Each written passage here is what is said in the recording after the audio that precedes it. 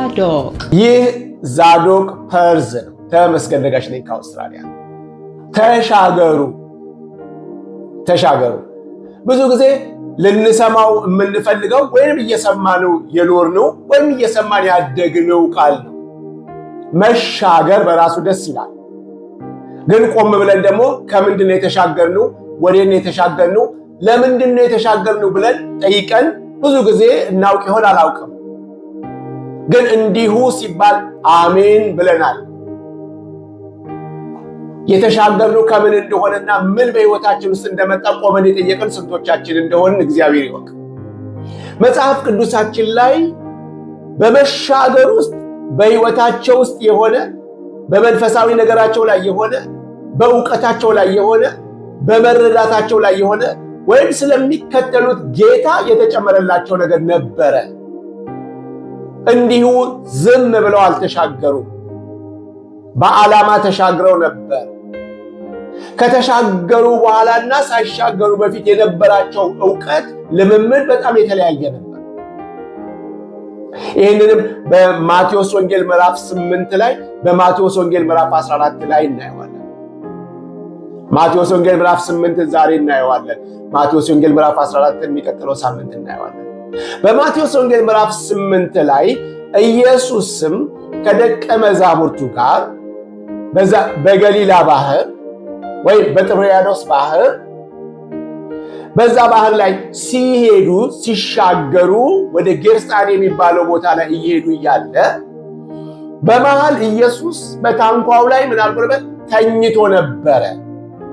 አብረው የሚሄዱት ጌታ ከነሱ ጋር ሆኖ አብሯቸው ከሚሄደው ጌታ ይልቅ የውጭውን ነገር በደንብ የሚያውቁና የሚረዱ አሳ አጥማጆች፣ ባህሩን የሚያውቁት ማዕበሉና ወጀቡ በመጣ ጊዜ በጣም እየጮሁና እየተረበሹ አብሯቸው ያለውን ጌታ ቀስቅሰውታል። የሚገርመው ነገር አብሯቸው ያለውን ጌታ ሳይሆን አብሯቸው ካለው ጌታ በላይ የሚያስጨንቃቸው የሚያስፈራቸው የመጣባቸው ነገር ነበር። ስለዚህ ስንጠፋ ግድ አይልም ወይ? እንደኛ ተነስ፣ እንደኛ መፍትሄ ፈልግ፣ እንደኛ ሁን እንጂ ብለው ቀሰቅሱታል። ምክንያቱም እንደሚያቆመው ቢያውቁ ኖሮ አይደነቁም ነበረ። እንደሚያቆመው ቢያውቁ ኖሮ ማን ነው ይሄ የሚታዘዙለት አይሉም ነበረ። ግን ሰምሃው መነሳት አለበት፣ ቀስቅሰውታል። ስለዚህ ስትመለከቱ እሱ ውስጥ ካለው አጠገባቸው ካለው አብሯቸው ከሚሄደው ይልቅ በውጭ ያለው ፕሬሸር፣ በውጭ ያለው ግፊት፣ በውጭ ያለው የሚሰሙት፣ በውጭ ያለው የሚያዩት ነገር ያስጨንቃቸው ነበረ። ስለዚህም በጣም በፍርሃትና በጭንቀት ውስጥ ነው ያሉት። ምክንያቱም በኋላ ሲገስጻቸው እናያለንና። ወገኖች ሆይ አሁን አብረን እየሄድን ያለነው አብሮን ያለን ጌታ አለማወቃችን አንዳንድ ጊዜ ከሱ የበለጠ የምናውቀው ነገር ያስፈራናል። ከጌታ የበለጠ የምናውቀው ውጪ ያስደነግጠናል። አብሮን ካለው ይልቅ አብሮን የሌለው ነገር ስጋት ይሆነናል። ዛሬ በምድር ላይ የምናየው የምንሰማው እዚህ ከአጠገባችን ካለው በላይ እስኪሆንብን ድረስ ወጀቡ፣ ንፋሱ፣ አውሎ ንፋሱ ሁሉ ነገር ስንመለከተው በእውነት ታላቅ እስከ ሰማይ የደረሰ ይመስላል። ግን በብሉይ ኪዳንም በእነሱ ካለው ይልቅ በእኛ ያለው ይበልጣል ብሎ እንደሚለው ከማዕበሉና ከወጀቡ ይልቅ እዚህ የተኛው ኢየሱስ ይበልጣል ብሎ ማሰብ እሱ ኢየሱስን ማወቅ ይጠይቃል። ስለዚህ በዚህ መሻገር ውስጥ እያሉ በዚህ በባህር ውስጥ እያሉ በየብስ ላይ ሲደርሱ ያላቸው መረዳት ይለወጣል። በመሻገራቸው ተሻግረው በዛ ቦታ ላይ ሲደርሱ ስለ ኢየሱስ ያላቸው መረዳት የተለየ ነው የሚሆነው። ስለዚህ ተነሳና ማዕበሉንም ነፋሱንም ወይ ደግሞ ባህሩንም የመጣውንም ወጀብ ምን አደረገው? ገሰጸው። ክብር ለኢየሱስ ክርስቶስ ይሁን። ስለዚህ ይሄ ጌታ እነሱ ጋር ያለው ከነፋሱ በላይ ከባህሩ በላይ ከወጀቡ በላይ መሆኑን ካለማወቅ ወደ ማወቅ ነው የተሻገሩት። በውጪ ካለው ይልቅ የነሱ ጋር ያለው እንደሚበልጥ ነው የተሻገሩት። ከፍርሃት፣ ከጭንቀት፣ ከድንጋጤ ኢየሱስ እያለ አብሯቸው ከሚሆኑት ልምምድ ኢየሱስ አብሯቸው ስላለ የማይፈሩበትን ልምምድ ውስጥ ነው የተሻገሩት። ከሆነልን እንዲህ እንሁን፣ አብረን እየኖርን አብረን እየወጣን ጌታ ከኛ ጋር ሆኖ በሕይወታችን ውስጥ የምንሻገረው መንፈሳዊ ደረጃ እንዲኖር ያስፈልጋል። ስለዚህ ገሰጸው፣ ማዕበሉን ገሰጸው፣ ባህሩን ጸጥም አለ። ጸጥ ብቻ አይደለም የሚለው ታላቅ ጸጥታ ሆነ። ክብር ለኢየሱስ ይሁን። ምን አይነት ጸጥታ?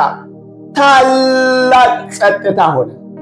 እንግዲህ ይሄ በፊታቸው ያለው የሚሰሙት የሚያዩት ያስደነገጣቸው ቀስ እያለ ቢሆን ጸጥ ያለው እየቀነሰ እየቀነሰ እየቀነሰ ስለሚሄድ ጸጥታው በትንሽ ጊዜ ውስጥ እየወረደ እየወረደ የሰሙት ይሆናል። ይሄ ግን የሆነው ሲገሰጽ በጣም የሚጮህ ነገር አንዴ ሲቆም ምንድን ነው የሚሆነው? ታላቅ ጸጥታ ነው የሚሆነው። ይሄ ነው መደነቅ እዛ ውስጥ ያስገባል፣ መገረም ውስጥ የከተታቸው። ስለዚህም ዘወር ብለው ምንድን ነው ያሉት? ማቴዎስ ወንጌል ምዕራፍ 8 ቁጥር 26 ላይ ነፋሱንና ባህሩን ገሰጸ፣ ታላቅ ጸጥታ ሆነ። ከዛ ሰዎቹም ንፋሳትንና ባህር እንኳን የሚታዘዝለት ይህ እንዴት ያለ ሰው ነው እያሉ ተደነቁ። አያችሁ፣ መሻገር ስለምናምነው ጌታ ትላንት ከምናውቀው በላይ ዛሬ ማወቅ ጭምር ነው። መሻገር ትላንት ከምንደገፍበት ዛሬ ደግሞ የበለጠ የምንታመንበትና የምንደገፍበትን ሕይወት መኖር ነው። መሻገር ትላንት ከማናውቀው ወደምናውቀው መሄድ ነው።